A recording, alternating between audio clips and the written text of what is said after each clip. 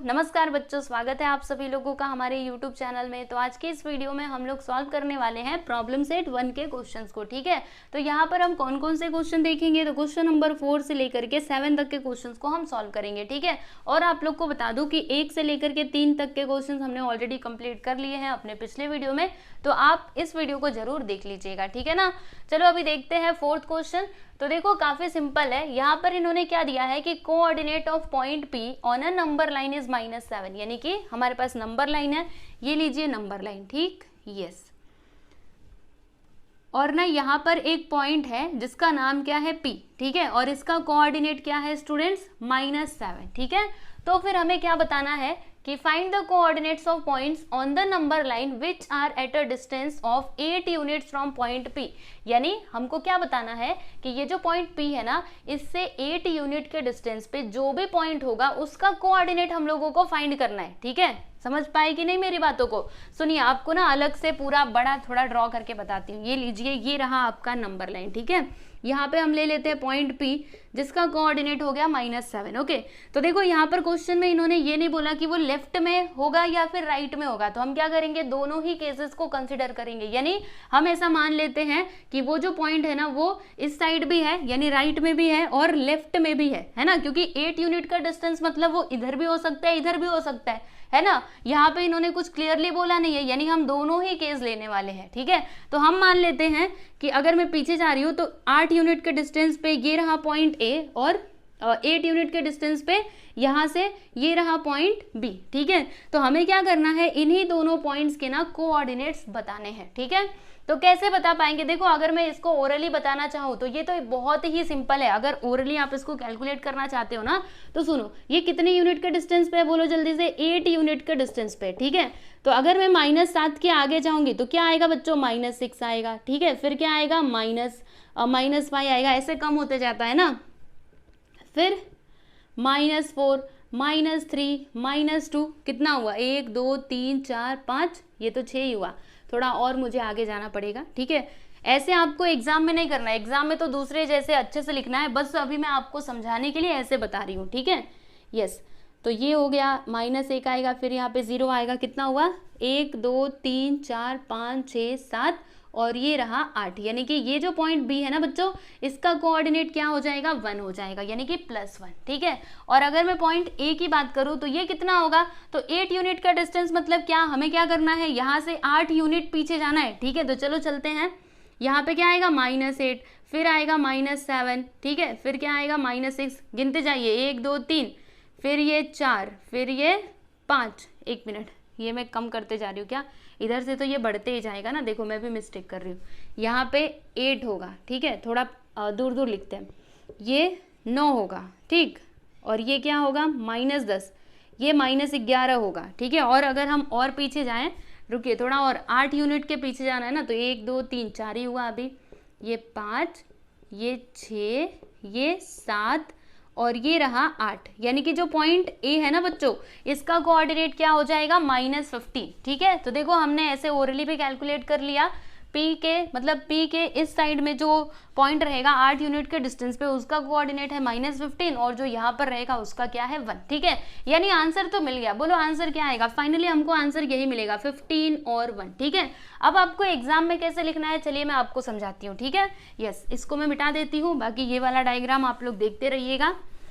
देखिए बच्चों, हम मान लेते हैं कि ये 8 यूनिट का डिस्टेंस पे है, कितना डिस्टेंस है, 8 यूनिट का डिस्टेंस है। ठीक है, यहाँ से लेकर के यहाँ तक, और यहाँ से लेकर के, चलो यहाँ पे ये पॉइंट ले लेते हैं। ठीक है, और यहाँ से लेकर के यहाँ तक भी 8 यूनिट का है डिस्टेंस है। ठीक है, और यहाँ पे मान लेते हैं कि ये है पॉइंट A और ये है पॉइंट B, तो हमें इन दोनों पॉइंट्स के कोऑर्डिनेट्स बताने हैं। तो कैसे होगा, देखो यहाँ पे हम लिखते हैं बच्चों सॉल्यूशन। ठीक है, फिर एक काम करेंगे, देखिएगा, जो कोऑर्डिनेट्स हमको पता करने हैं ना, उनको हम लोग ऐसे कोई भी एक वेरिएबल अज्यूम कर लेते हैं। जैसे हम मान लेते हैं कि ये जो A है ना, इसका कोऑर्डिनेट क्या है, x, और B का कोऑर्डिनेट क्या है, y। ठीक है, तो हम यहाँ पर क्या लिखेंगे पता है, यहाँ पे हम लिखेंगे कि लेट द कोऑर्डिनेट कोऑर्डिनेट, ये फिगर आप लोग जरूर बना लीजिएगा। ठीक है, coordinate of point A, B x, ठीक है, ऐसा हमने मान लिया। और एक बात तो हम जानते हैं कि ये जो पॉइंट P है ना बच्चों, पॉइंट P, ठीक है, इसका कोऑर्डिनेट क्या है -7। तो यहाँ पर हम क्या लिखेंगे कि coordinate of point P is -7, ठीक है। और एक और बात आप जानते हो कि ये जो पॉइंट A है ना, ये कहाँ पर है, तो ये P के इस साइड है, यानी कि लेफ्ट साइड में है, ठीक है। तो यहाँ पर हम क्या लिखेंगे कि पॉइंट P, पॉइंट A, ठीक है, point A is on the left of point P, ठीक है। अच्छा, ये लेफ्ट और राइट से क्या फर्क पड़ेगा, क्यों मैंने ये लिखा, तो देखो एक बात तो आप लोग जानते हो कि ये जो नंबर लाइन होता है, अगर हम इसके राइट साइड में जाएंगे तो हमें पॉजिटिव नंबर्स मिलेंगे, और अगर हम लेफ्ट साइड में जाएंगे तो हमें निगेटिव नंबर्स मिलेंगे, ठीक है। तो मैंने ये क्यों लिखा है, ताकि हमें पता लग पाए कि दोनों में से कौन बड़ा है, एक्स कोऑर्डिनेट बड़ा है या फिर -7 बड़ा है, ठीक है। तो देखो ये एक्स कहाँ पर है, ये तो लेफ्ट में है, यानी कि ये छोटा होगा और ये जो -7 है ना, ये बड़ा होगा। तो यहाँ पे हम लिखेंगे कि therefore -7 is greater than x, ठीक है। और अगर ऐसा है तो फिर distance from A to P, ठीक है, कितना हो जाएगा, A से लेकर के P तक का डिस्टेंस कितना हो जाएगा बच्चों, तो हम क्या करेंगे -7 में से माइनस कर देंगे किसको, ये x को माइनस कर देंगे, ठीक है। अब एक बात तो हम जानते हैं कि distance from A to P कितना है, 8 यूनिट का है ना, यहाँ से लेकर के यहाँ तक का डिस्टेंस कितना है, 8 यूनिट का है। तो इसके प्लेस पर हम लोग क्या लिख देंगे बच्चों, 8 लिख देंगे, और यहाँ पे -7 -x। अब एक काम करते हैं, -7 को इस साइड ले लेते हैं, या फिर ये x को इधर लेते हैं और ये जो 8 है उसको उस साइड भेजते हैं। तो देखिएगा ये -x इधर आएगा तो +x, और ये जब उधर जाएगा तो माइनस में हो जाएगा, ठीक है। तो कितना आएगा -15, देखो 7 और 8 कितना होता है, 15 होता है, और माइनस मतलब दोनों भी माइनस है तो ये माइनस में ही आएगा, यानी कि x का वैल्यू हमें क्या मिला बच्चों, -15, यानी कि ये जो पॉइंट ए है ना, इसका कोऑर्डिनेट हमें मिल चुका है कितना, -15। देखो हमने यही तो निकाला था ना, जब हमने एक एक करके काउंट किया था तो हमें यही मिला था, है ना। तो मिल गया ना आंसर, देखो कितना आसान था, वो तो हमने पहले ही निकाल लिया था। चलो एक बात तो हो गई। अब उसके बाद हमें क्या करना है, ये y का जो वैल्यू है वो भी पता करना है। तो जैसे हमने इसको किया ना, सेम तरीके से हम इसको भी सॉल्व करेंगे, ठीक है। तो चलो लिखते हैं, क्या लिखेंगे, यहाँ पे हम लिखेंगे कि लेट द कोऑर्डिनेट ऑफ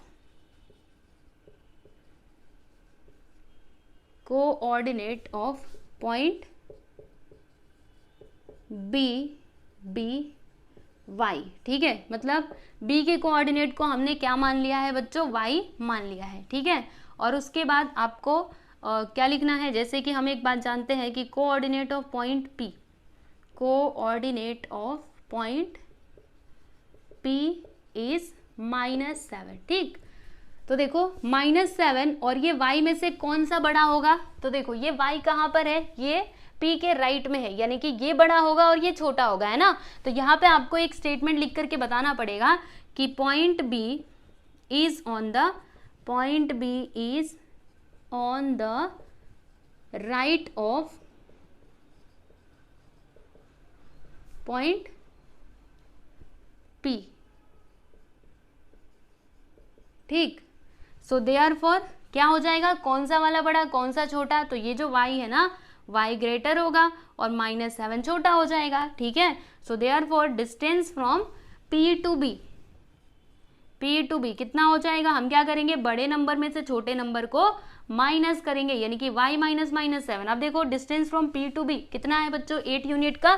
तो यहाँ पर हम क्या लिख देंगे, 8 लिख देंगे, which is equal to y, देखो यहाँ पे माइनस माइनस मिल करके +7 हो जाएगा। अब 7 को इस साइड बुला लेंगे तो फिर 8 माइनस, चलो मैं इस साइड मतलब यहीं पे करती हूँ वरना हमें जगह नहीं मिलेगी, ठीक है। चलो यहाँ पे आगे का रुको, ऐसे करके कॉमा करके करती हूँ। देखो इसका वैल्यू 8 है, which is equal to y minus minus मिल करके 7 को इस साइड बुला लेंगे तो क्या हो जाएगा, देखिएगा यहाँ पर 8 में से 7 जाएगा और इधर y, ठीक है। यानी कि y का वैल्यू हमें क्या मिला बच्चों, 1 मिला, ठीक है। तो देखो y का वैल्यू हमें 1 मिला था कि नहीं, मतलब इस साइड जो भी हमारा पॉइंट था उसका कोऑर्डिनेट 1 ही आया था ना जब हमने पूरा कैलकुलेशन किया था। तो यस, तो हमको आंसर मिल चुका है। अभी लास्ट में आंसर कैसे लिखोगे, यहाँ पे लिख देंगे हम लोग कि हेंस देखिए यहाँ पर हमने इसका आंसर कैसे लिखा है कि hence the coordinates of the points at a distance of 8 units from point P R -15 and 1। ठीक है, -15 आया और दूसरा क्या आया, 1 आया। ओके यस, तो आपका क्वेश्चन नंबर 4 यहाँ पर कंप्लीट हुआ।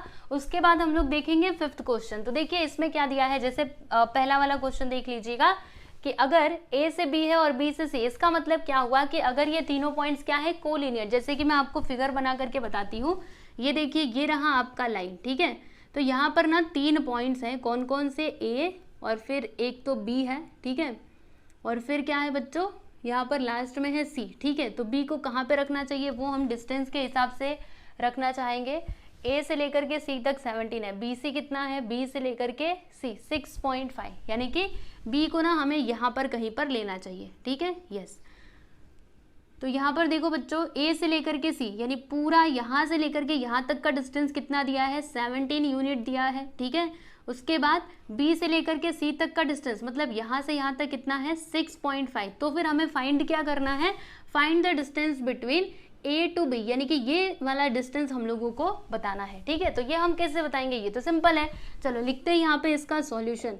ओके, क्या क्या दिया है, तो यहाँ पर distance from A to C दिया गया है कितना, 17, and distance from B to C दिया गया है यहाँ पे 6.5। ठीक, अब ध्यान से सुनना मेरी बातों को। हम एक बात तो जानते हैं कि वो तीनों पॉइंट्स क्या है बच्चों, कोलिनियर, और अगर वो तीनों कोलिनियर है तो फिर distance from A to C किसके इक्वल होगा, distance from A to C, ये किसके इक्वल होगा, distance from A to B plus distance from B to C। ठीक है, जानते हो ना, ये हमने एक्सरसाइज यानी कि प्रैक्टिस सेट में भी इस तरीके के क्वेश्चंस को सॉल्व किया था। ठीक है, तो आप लोग को समझ में आता रहेगा। तो यहाँ पे लिखते हैं distance from A to B। ठीक, फिर प्लस उसके बाद क्या लिखेंगे, distance from B to C। Right, इसका रीजन आप लिख करके यहाँ पे बता सकते हो कि ये तीनों पॉइंट्स क्या है, कोलिनियर है। बराबर, चलो अभी वैल्यूज को पुट करते हैं। तो distance from A to C कितना है बच्चों, 17, यहाँ पर हमने लिख दिया 17। Distance from A to B ये हमें नहीं पता, पता है क्या, ना नहीं पता। Distance from B to C कितना है बच्चों, 6.5। ठीक है, अभी जो 6.5 है ना, इसको इस साइड बुला लो, तो 17 माइनस 6.5 हो जाएगा। राइट, और इस साइड क्या रहेगा, distance from A to B। चलो अभी फटाफट से माइनस कर देते हैं। तो माइनस करने तो आप लोग को आता ही है, इधर क्या है बच्चों 17, राइट, और इधर क्या है 6.5। तो इसको हम कैसे लिखेंगे, 6, और यहाँ पे लिखेंगे 0.5। ठीक है, अब देखो यहाँ पे कुछ भी नहीं है तो पॉइंट लगा करके 0 बढ़ा लो। 0 में से 5 तो नहीं जाएगा, इसने किसको दिया, 10 में से 5 गया तो 5, फिर ये पॉइंट के नीचे पॉइंट लगाना। यहाँ पे कितना बचा, 6। ठीक है, तो 6 में 6 गया तो 0, यहाँ पे 1, यानी कि क्या आ जाएगा 10.5, यानी कि distance from A to B which is equal to 10.5। ठीक, yes, this is your final answer. देखो कितना सिंपल था ये। ठीक है, तो इस टाइप का क्वेश्चन अगर आपके एग्जाम में आया, बिल्कुल भी इसको छोड़ करके मत आना, जरूर आप सॉल्व करके आना। देखो कितना आसान है। ठीक, चलो अभी ये सेकंड क्वेश्चन अगर आप चाहें तो खुद से कर सकते हैं, बाकी मैं तो सॉल्व करवाऊंगी ही, लेकिन अभी आप एक काम कर सकते हो, आपके प्रैक्टिस के लिए वीडियो को यहीं पे स्टॉप कीजिए और ये क्वेश्चन खुद से करने की कोशिश करो। जैसे हमने इसको किया सेम तरीके से आपको इसे भी सॉल्व करना है। ओके, तो आप खुद से ट्राई कीजिए, बाकी नहीं आता है तो फिर आगे का वीडियो देखिएगा। ओके, चलो देखते हैं। तो यहाँ पर क्या दिया है कि इफ P से Q है और Q से क्या है R, मतलब अगर ये तीनों पॉइंट्स क्या है, कोलिनियर, और फिर पहले तो हम यहाँ पे ना बना ही देते हैं। ये लीजिए 3 पॉइंट्स हम ले लेते हैं, P और ये R लास्ट में आएगा। Q हमें कहाँ पे लेना चाहिए, रुको सोचती हूँ मैं, Q से लेकर के R, वो ज़्यादा है ये कम है। ओके, तो हम यहाँ पे Q ले लेते हैं, पॉइंट Q। ठीक है, तो देखो किसका किसका डिस्टेंस दिया गया है, P से लेकर के Q तक का डिस्टेंस दिया है कितना, 3.4 है ये, और फिर Q से लेकर के R तक का डिस्टेंस दिया है, यानी कि 1 मिनट,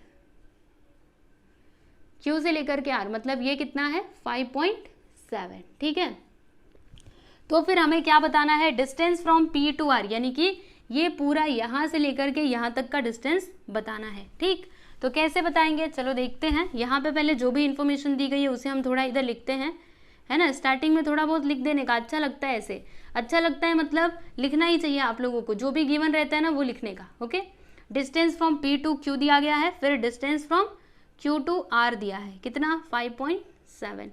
तो हमें फाइंड क्या करना है, हमें यहाँ पर distance from P to R ये निकालना है। तो कैसे करेंगे, देखो हम एक बात जानते हैं कि ये तीनों पॉइंट्स क्या है, कोलिनियर, और अगर ये तीनों पॉइंट्स कोलिनियर है तो फिर हम क्या लिख सकते हैं कि distance from P to R ये किसके इक्वल होगा, distance from P to Q plus distance from Q to R, ठीक है।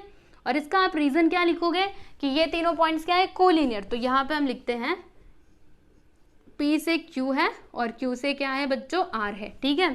तो देखिएगा distance from P to R हमें नहीं पता, तो इसको हम ऐसे ही रहने देते हैं, ठीक।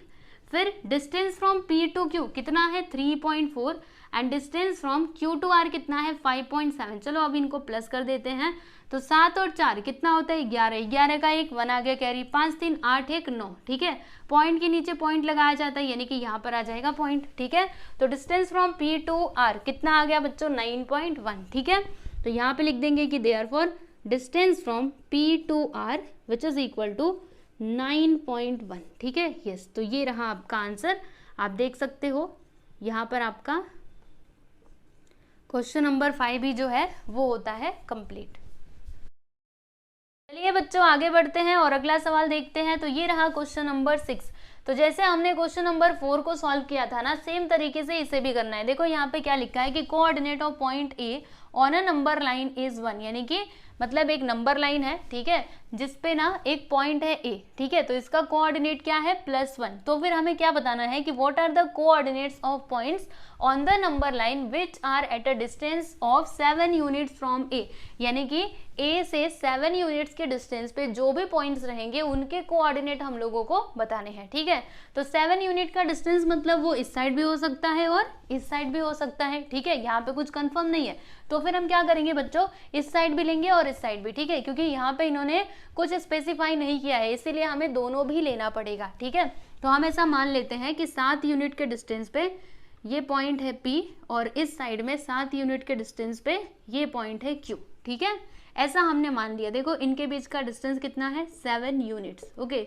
और ये यूनिट्स पूरा लिख दूं, ठीक, यूनिट्स, और फिर यहाँ भी 7 यूनिट्स का ही डिस्टेंस है, ठीक। तो कैसे करेंगे चलिए देखते हैं। यहाँ पे हम लिख देते हैं बच्चों सॉल्यूशन। फिर हम क्या करेंगे ना, पता है आप लोगों को, ये जो P है ना, P के कोऑर्डिनेट को हम लोग कंसिडर कर लेते हैं A, स्मॉल a, और ये जो Q है इसके कोऑर्डिनेट को हम कंसिडर कर लेते हैं स्मॉल b, ठीक है। तो सबसे पहले हम क्या करने वाले हैं, ये पॉइंट P का जो कोऑर्डिनेट है वो हम निकालेंगे। तो यहाँ पे हम लिखते हैं कि let the coordinate of point, ये कैसा नीचे की तरफ जा रहा है ना, रुको,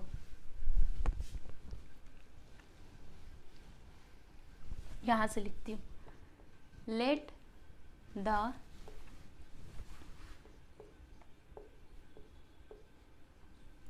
coordinate of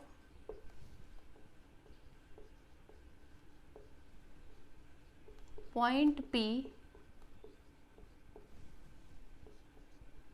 B a, small a, ठीक है। देखो पॉइंट P के कोऑर्डिनेट को मैंने क्या अज्यूम कर लिया, स्मॉल a, राइट। और फिर ये जो a है ना, पॉइंट A, इसका कोऑर्डिनेट क्या है 1 है। तो यहाँ पे हम लिखते हैं कि कोऑर्डिनेट ऑफ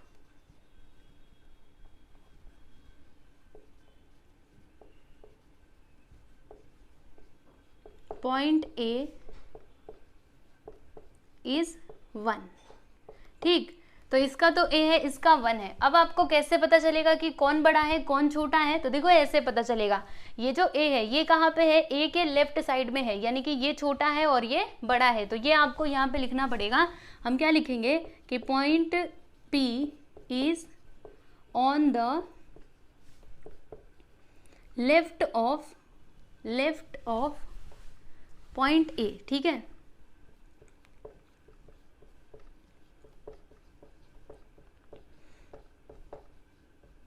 ठीक, सो देयरफॉर होगा क्या, ये जो 1 है ना बच्चों, 1 बड़ा है और ये A क्या है, छोटा है। तो अगर ऐसा है तो फिर distance from P to A क्या हो जाएगा, बड़े में से हम लोग छोटे को माइनस करेंगे, राइट। और distance from P to A कितना है 7 यूनिट्स, तो यहाँ पर आ जाएगा 7 which is equal to 1 minus A. अब एक काम करेंगे, माइनस ए को इधर बुलाया तो प्लस ए, 7 को उधर भेजा तो -7, चलो माइनस कर दो, बोलो कितना आएगा बच्चों -6, यानी कि ए का जो वैल्यू है ना, यहाँ पे लिखती हूँ मैं, देखिएगा ए स्मॉल ए है, ठीक है, कैपिटल ए नहीं है, ए विच इज इक्वल टू -6, ठीक है, यस। तो इसके कोऑर्डिनेट का तो हमने पता लगा लिया। अब बारी किसकी है, ये पॉइंट क्यू की, ठीक है। तो जैसे हमने ये पूरा मतलब जैसे लिखा है स्टार्टिंग से लेकर के यहाँ तक, वैसे ही हमें फिर से लिखना पड़ेगा, ठीक है। तो चलो लिखते हैं, let the coordinate of point Q be small b, ठीक है। और ये जो पॉइंट ए है इसका कोऑर्डिनेट क्या है 1 है, तो यहाँ पे हम लिखेंगे कि कोऑर्डिनेट ऑफ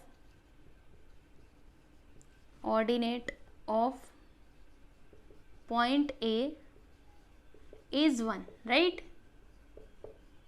फिर उसके बाद देखो हम एक बात जानते हैं कि ये जो बी है ये राइट साइड में है ना पॉइंट ए के, मतलब ये बड़ा होगा ये छोटा होगा, तो यहाँ पर हम क्या लिखेंगे कि पॉइंट ए नहीं पॉइंट क्यू, ठीक है। क्या बोलेंगे कि सिंस, यहाँ पर भी सिंस लगा लीजिएगा कि ऐसे करके, ठीक है, since point Q is on the right of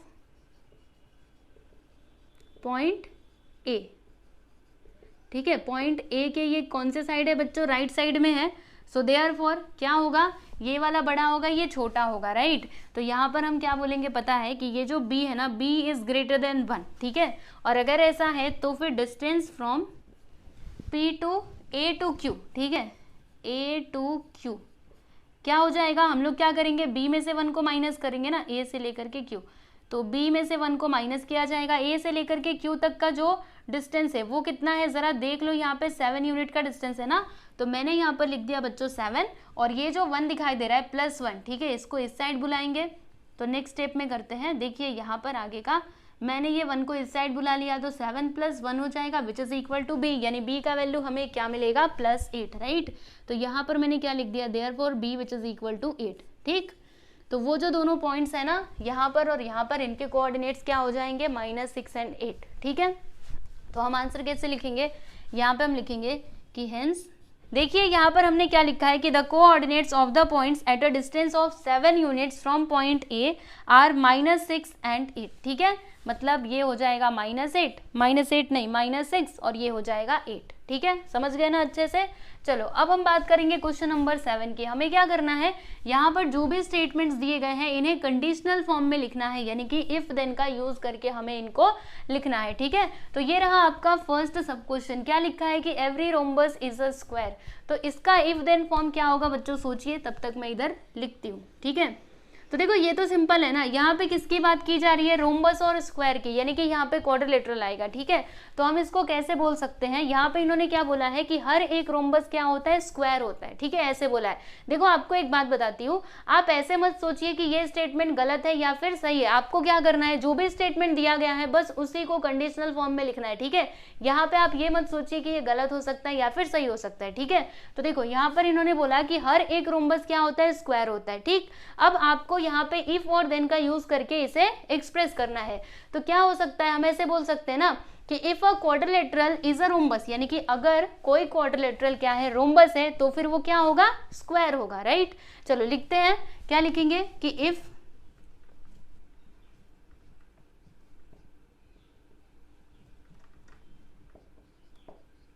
a quadrilateral is a rhombus, quadrilateral is a rhombus, अगर कोई क्वाड्रिलेटरल रोम्बस है then it must be square, तो फिर वो क्या होगा, स्क्वायर होगा, ठीक है, यस। तो ये है बच्चों आपका आंसर। देखो मैंने कैसे लिखा कि if a quadrilateral is a rhombus, जैसे यहाँ पे इन्होंने दिया था कि हर एक रोम्बस स्क्वायर होता है, वही तो मैंने बताया कि अगर कोई क्वाड्रिलेटरल रोम्बस है तो फिर वो क्या होना चाहिए, वो स्क्वायर, मतलब स्क्वायर ही होगा, ठीक है। अब दूसरा देख लीजिए, इसमें क्या लिखा है कि angles in a linear pair are supplementary, यानी कि लीनियर पेयर पे जो एंगल्स होते हैं वो क्या होते हैं, सप्लीमेंट्री होते हैं। ठीक है, ये बात तो यहाँ पे इन्होंने सही बोली है। अब आपको इसे कंडीशनल फॉर्म में लिखना है तो कैसे लिखोगे, हम ऐसे बोल सकते हैं कि जैसे कि हम जानते हैं एंगल्स इन लीनियर पेयर कैसे होता है, ऐसे होता है ना, ये वाला जो एंगल यहाँ पे बनेगा, ये दोनों एंगल्स का सम कितना होगा 180, यानी कि सप्लीमेंट्री। ठीक है, तो हम ऐसे बोल सकते हैं कि if two angles are in linear pair then they are supplementary. ठीक है, सुना मैंने क्या बोला, देखो लिख करके बताती हूँ। यहाँ पे हम लिखेंगे कि if two angles are in linear pair, ठीक है, अगर दो एंगल्स किस में हैं, लीनियर पेयर में हैं, देन दे आर सप्लीमेंट्री। तो फिर वो कैसे होंगे, सप्लीमेंट्री होंगे, सिंपल। ठीक, यस, तो ये हो गया आपका आंसर। अब उसके बाद हम बात करेंगे क्वेश्चन नंबर 3 की। तो इसमें क्या लिखा है कि a triangle is a figure form by 3 segments, यानी कि ट्राइंगल क्या होता है, वो ऐसा फिगर है जिसको हम लोग बनाते हैं 3 सेगमेंट्स की मदद से, राइट। तो अब इसका कंडीशनल फॉर्म क्या हो जाएगा, सोचिए, हम ऐसे बोल सकते हैं ना कि if a figure is a triangle, right, if a figure is a, या फिर ऐसे बोलो कि if given figure is a triangle then it is formed by 3 segments, यानी कि अगर गिवन फिगर क्या है, ट्राइंगल है, तो फिर ये कितने सेगमेंट्स को मिला करके बना होगा, तो 3 सेगमेंट्स को। ठीक है, चलो लिखते हैं, क्या लिखेंगे कि if given figure is a triangle, ठीक है, ऐसे लिखो, given figure is a triangle,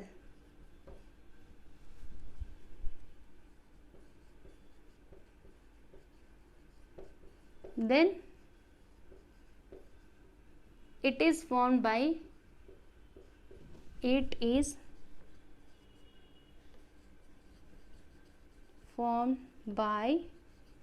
3 segments।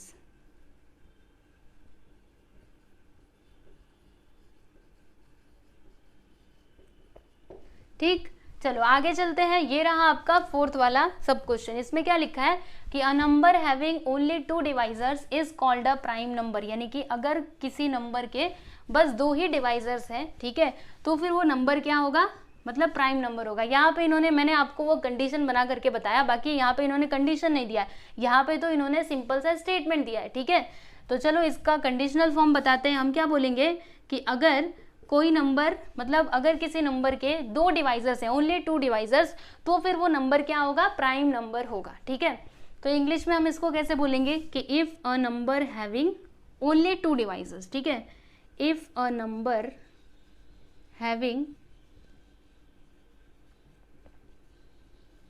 Only 2 divisors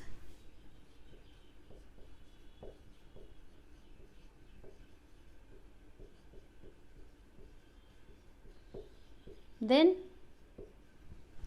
it is a prime number।